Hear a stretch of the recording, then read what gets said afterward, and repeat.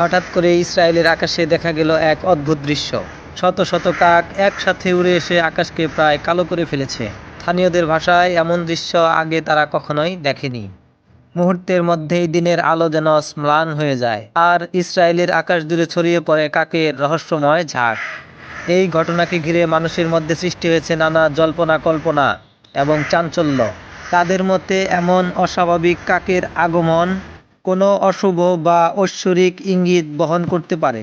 বিশেষ করে বর্তমান যুদ্ধমুখর পরিস্থিতিতে এই দৃশ্য আরও বেশি চিন্তার জন্ম দিয়েছে।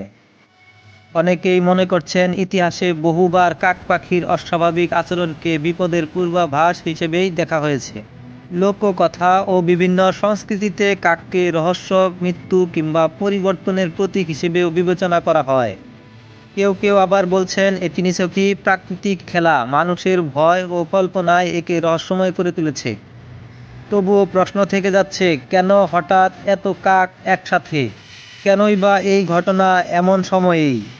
রহস্যময় এই কাকের ঝাঁক যেন এক অদ্ভুত বার্তা বহন করে চলেছে, যা মানুষকে ভাবিয়ে তুলেছে, আতঙ্কিত করেছে, আবার কৌতূহলীও করে তুলেছে।